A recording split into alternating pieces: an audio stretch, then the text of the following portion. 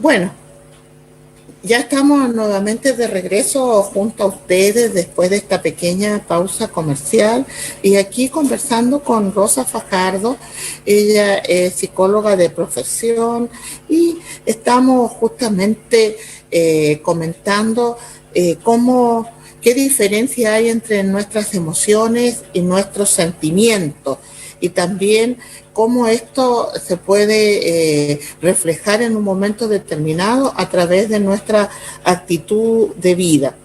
Y bueno, es importante saber que lo último que conversábamos era de que los niños desde pequeños van recibiendo algunos patrones, van recibiendo alguna formación en el hogar, que es responsabilidad de la familia, de los padres en este caso, y esos patrones son los que lo condicionan para su vida futura. Entonces, qué relevante es que los niños desde pequeños tengan, ¿no es cierto?, una condición de vida, ya sea en emoción, en sentimiento, en valor, etcétera, de buena calidad. Sí. Y Rosita, sería a lo mejor interesante que tú nos puedas comentar qué se puede hacer para nosotros mejorar nuestras emociones, esas reacciones espontáneas que tenemos, y lograr tener sentimientos más positivos, sentimientos más exitosos, que nos ayuden a ser más feliz. Sí. Ahí es importante, Cristina, lo hablamos hace poco, que tiene que ver con esto de darme cuenta, ¿cierto? Aquí la clave siempre es darme cuenta, porque si yo no me doy cuenta de algo, la conciencia, porque si yo no le coloco conciencia a mi patrón, a mi actitud, a mis emociones, a lo que sea, no lo puedo intervenir. Entonces lo primero es hacerme cargo, ¿cierto? Y irme hacia adentro, porque en el fondo siempre voy a tener un motivo externo también para poder volcar toda la responsabilidad fuera. Entonces acá es darme cuenta de cuál es mi campo de acción. Entonces lo primero, uno de los estados más importantes, sobre todo, y muy valioso en esta época en que estamos viviendo, es la aceptación. La aceptación no se debe confundir con la resignación, que es este estado claro, digamos, más negativo de decir, bueno, acá no puedo cambiar las cosas, y entonces me quedo en este estado pasivo. La aceptación, acepto cómo están surgiendo las situaciones, pero me permite accionar desde mi responsabilidad y de lo que yo puedo controlar y cambiar en mi entorno. Entonces, yo digo, bueno, esta pandemia, por ejemplo, esta situación sanitaria que está ocurriendo acá afuera, que me afecta a mí, no está dentro de mi control, ¿sí? No está dentro de mi control el término, de qué forma se está realizando, ¿cierto? Los cambios que se están realizando a macro en relación a eso, no está dentro de mi campo de acción, pero sí dentro de mi campo de acción yo tengo la capacidad del autocuidado, por ejemplo. Y eso sí es mi campo de acción. Entonces, mi energía o mis pensamientos, mi dirección, entonces, debieran irse hacia lo que yo puedo controlar, no hacia lo que yo no puedo controlar. Entonces, la aceptación es un estado que me permite estar más conectado al presente, ¿sí? A lo que me está pasando ahora, y entonces yo me estoy haciendo cargo de lo que pasa ahora. Y ahí hay una técnica que es una técnica de mindfulness, que es de atención plena, del estar en el presente, conectado con el presente, que se llama stop, que lo que permite es que yo pare, ¿cierto?, la actividad que estoy haciendo y pueda darme cuenta de cómo estoy. Entonces, estoy haciendo una actividad, ¿cierto? Y digo, bueno, voy a hacer un stop. Y uno lo dice de repente en el día a día, dice, voy a hacer una pausa, voy a hacer un stop, voy a ir al baño, ¿cierto? Pero acá lo que yo tengo que incluir es la conciencia, porque nosotros a lo largo del día sí hacemos pausa, hacemos esto de stop, ¿sí? Pero acá hay que incluir la conciencia. Entonces yo lo hago con conciencia y digo, voy a hacer un stop, voy a detenerme, me siento o me paro si estoy mucho tiempo sentado, me dirijo a un lugar donde esté cómoda, y entonces me centro en mi respiración.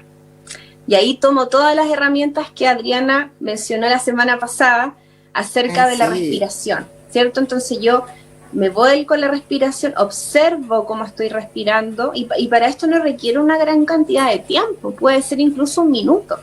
Y yo le dediqué a observar mi respiración.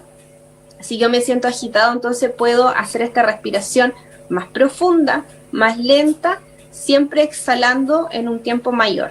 Entonces voy observando todo esto que ocurre en mi cuerpo cuando respiro. Luego conecto con mi cuerpo y con las sensaciones de mi cuerpo y observo qué emociones tengo en este minuto. Y observo esa emoción, observo mis sensaciones, y es muy importante que cuando yo estoy observando no incluya los juicios, ¿sí? No diga, hoy otra vez estoy cansado, o siempre, o porque, y empieza a cuestionarme o a juzgar lo que yo estoy sintiendo como bueno o malo. Simplemente lo estoy sintiendo, cualquiera sea la información que me llegue. Entonces hago eso, y luego entonces si necesito explorar alguna emoción, entonces me pregunto, ¿qué me está mostrando esta emoción? ¿O qué me está mostrando este sentir que tengo? ¿Qué tengo que hacer consciente? Entonces me pregunto eso, me llegan algunas respuestas, ¿cierto? Y cierro y continúo mi jornada. Entonces hago una pausa consciente a lo largo del día. Y para esto yo no requiero más allá de 3 minutos o 5 minutos. Y en relación a eso, estoy metiéndole conciencia entonces en mi día a día y hago unas pausas. Si no quiero hacer eso, me cuesta, puedo entonces observar el cielo, observo las nubes, observo la impermanencia de las cosas, cómo se mueven, cómo pasan los autos, ¿cierto? Por fuera de mi casa, así que yo no puedo, abro la ventana, tomo aire, dejo que mis pulmones llegue aire fresco de afuera, así que no tengo la posibilidad de salir. Me mojo las manos, ¿cierto? O me lavo la cara con aguas frías si es que estoy tenso, estoy estresado. Entonces hay maneras de que yo haga estas pausas y que sean conscientes. O de pronto simplemente me miro al espejo buscando entonces quién está ahí mirándome, qué me está diciendo, qué necesito. Entonces son pequeñas cosas, Cristina, que podemos hacer en el día, que no requieren una gran cantidad de tiempo y que a veces ocupamos un montón de tiempo en el celular, 5 o 10 minutos sin tener una dirección clara, ¿cierto? Y lo puedo ocupar observando mi respiración, observando lo que está pasando en mí. Oye, muy interesante esa dinámica o esa técnica de trabajo con el espejo, porque uno se refleja, ahí tú te estás reflejando y te estás mostrando como tú eres. Y cuando tú te ves al espejo, te puedes encontrar regia, estupenda, inteligente, te puedes entregar un montón de estímulos positivos que te van a ayudar a estar bien. Pero también hay mucha gente que se mira al espejo y se ve solamente los defectos. Sí. Se ve las cosas, ay no, que mira el pelo como lo tengo, que mira como estoy, no sé, por las arrugas, y empieza a mirarse, y cada vez que se mira es como que se va enojando más consigo mismo, consigo mismo, ¿cierto? Sí. Entonces es importante esta dinámica del espejo, pero con una actitud de estímulo, de aceptación, porque eso es lo que va a ayudar al autocuidado. Si no, más vale que no se miren, porque en vez de entregarse estímulo, de entregarse unas caricias positivas, lo que te están entregando es solamente momentos angustiantes, porque justamente el espejo juega ese rol, pues, de mostrarnos como somos.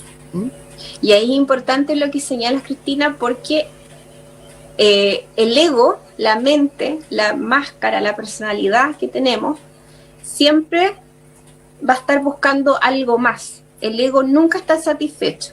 Siempre nos dice que nos falta perfección. siempre nos dice que falta que alcancemos algo más, siempre está inconforme, siempre hay frustración en el ego. Entonces, ¿cómo yo bajo la radio al ego? ¿Cómo le bajo la máquina al ego? A través de meterme en mi interior, de conectar con mi respiración, de conectar con el silencio. Ahí aparece lo esencial. Por eso es que hablamos de la esencia. Aparece lo esencial, que es esta dimensión más espiritual, porque ahí hacemos contacto con eso. Y ahí, en ese estado, no hay perfección o imperfección.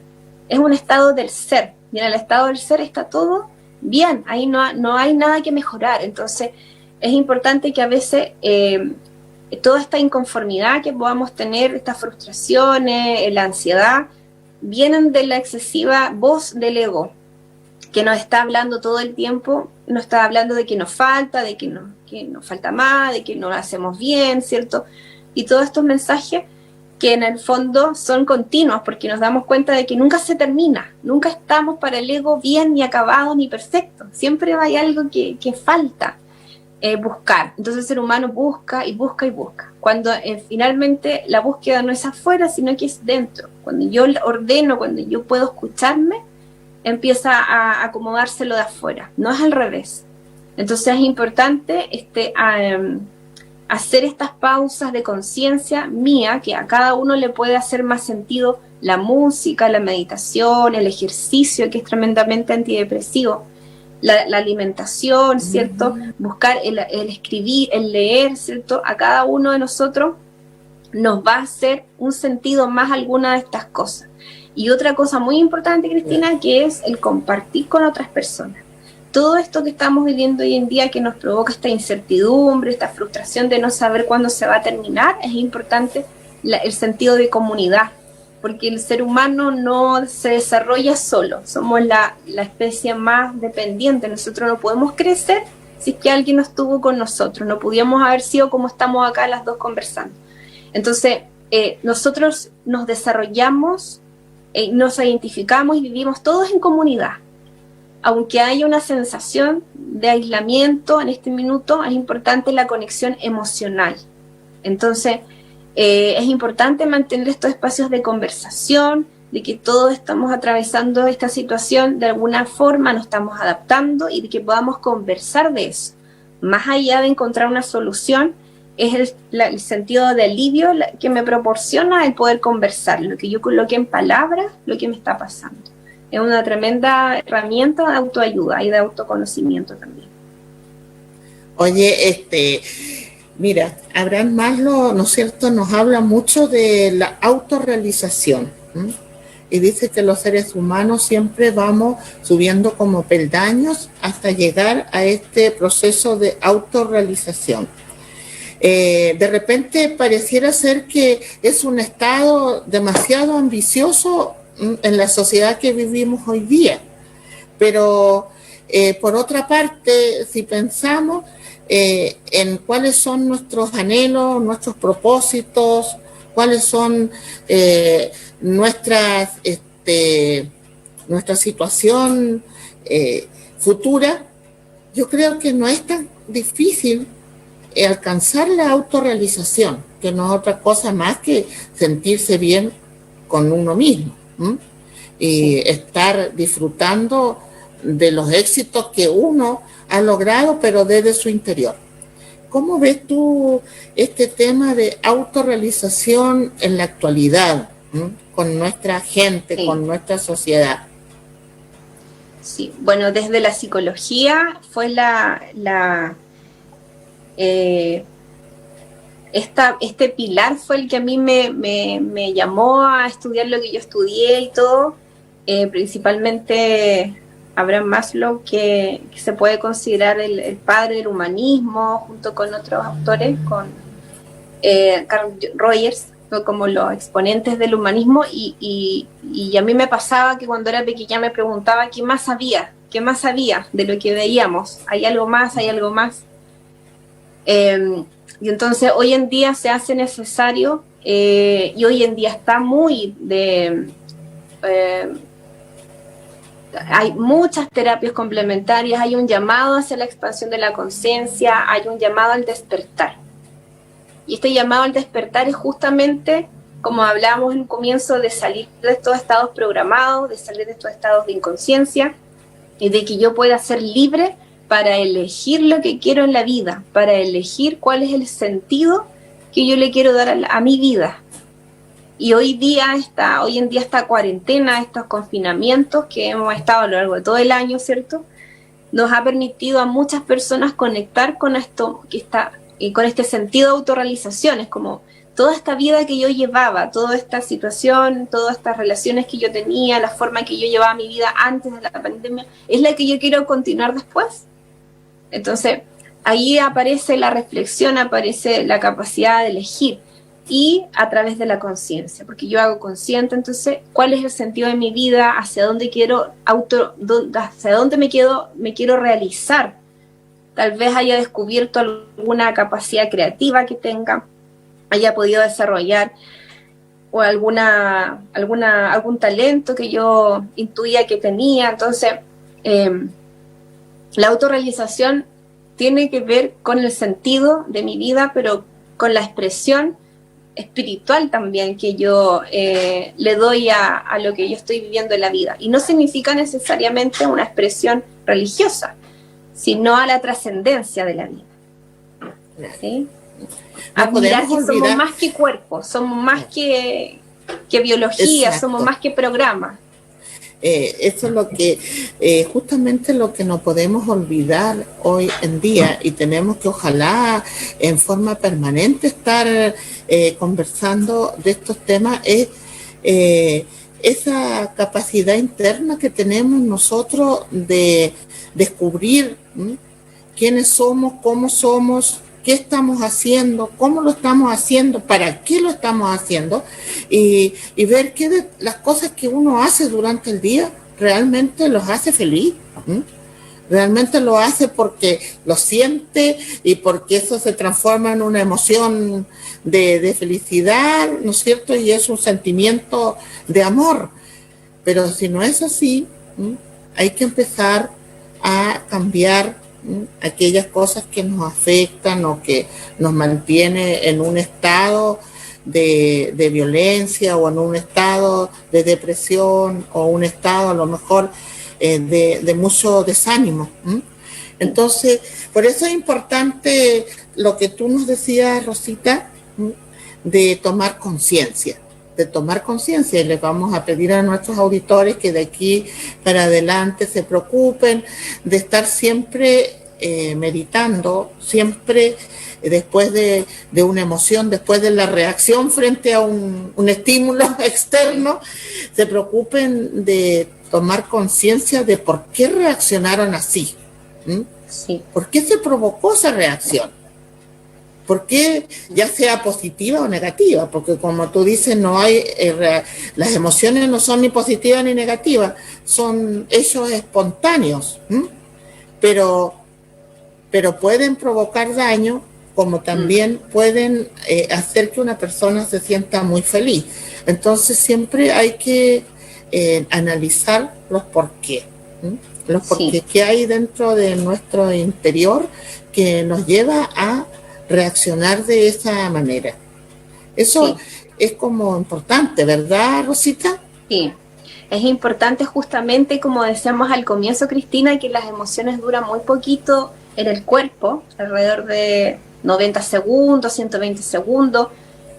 La tristeza... Programa especial COVID-19 en la emergencia.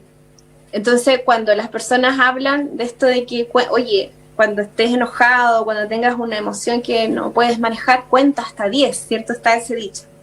Sí. Sí, entonces, no está lejos de la realidad, porque en el fondo, cuando yo pauso mi reacción, ahí recién puedo entrar a responder. Cuando yo reacciono es cuando yo estoy en un estado de inconsciencia. Entonces yo reacciono como un estímulo, reacciono, ¿cierto? En cambio, y ahí no logro quizás poder hacerlo de una forma más adaptativa, más armónica para todo. Entonces, como me salga. En cambio, si yo respondo, entonces yo puedo modular la respuesta. Y por eso es importante que si yo siento que estoy en un estado alterado o esto se repite continuamente, entonces yo pueda contar hasta 30. Yo pueda contar hasta 30 internamente antes de responder, porque la emoción va a bajar su intensidad y cuando yo ya quiera responder, entonces voy a poder modularlo mejor. Entonces, este tips no es, digamos, no está alejado de lo efectivo. Oye, Rosita, ¿y qué es la fobia? Que también la fobia, ¿es una emoción? Sí, es una emoción intensa que está programada, irracional, ¿cierto? Tiene esta característica de que es irracional y que me va a provocar daño. El estímulo al que yo tengo miedo siempre está situado en un estímulo externo, ¿cierto? Que me provoca, al poder estar en contacto con ese estímulo, me provoca una reacción de pánico, generalmente, que es una emoción que está sobre el miedo. El pánico está sobre el miedo. Todas las emociones tienen escalas, entonces esta está en la escala más alta. Y la persona pierde absolutamente el control. Entonces, ahí es donde se provoca el efecto de la fobia, y es este miedo intenso e irracional que fue en algún minuto programado, ¿cierto?, por alguna vivencia, generalmente, que la persona consciente o conscientemente almacenó como amenazante, y entonces la quiere evitar. Entonces cualquier cosa evita tener contacto con ese estímulo. O sea que como conclusión podemos decir, Rosita, que siempre estas emociones y estos sentimientos tienen una base en nuestra formación como persona cuando fuimos pequeños. Sí. Cuando empezamos recién como a asumir lo que es realmente la vida, desde que uno nace, se desarrolla. ¿Hasta qué edad más o menos están en formación en esta parte espiritual y emocional los niños? Bueno, toda la vida estamos hasta que morimos. El cerebro está continuamente aprendiendo, porque las investigaciones hoy en día, ¿cierto?, dicen que el cerebro es plástico y las neuronas se van regenerando continuamente de acuerdo a cómo yo también trabaje mi cerebro, ¿cierto? Pero sí sabemos que hay mayor cantidad de neuronas hasta los 7, 8 años los niños. Después en la adolescencia también hay un cúmulo de neuronas que están disponibles para el aprendizaje y para que se pueda, digamos, el cerebro la pueda optimizar y aprovechar. Después se mueren las neuronas con el paso de los años, lo que no quita que nosotros como seres humanos estamos continuamente generando nuevas conexiones y nuevas neuronas. Y eso está ayudado bastante por los espacios meditativos, por el ejercicio, por la calidad de pensamiento. Porque así como nosotros tenemos, Cristina, un hábito de la vida de hacer, no sé, comemos 1 hora, tenemos esto, nos aseamos, ¿cierto?, todo físico.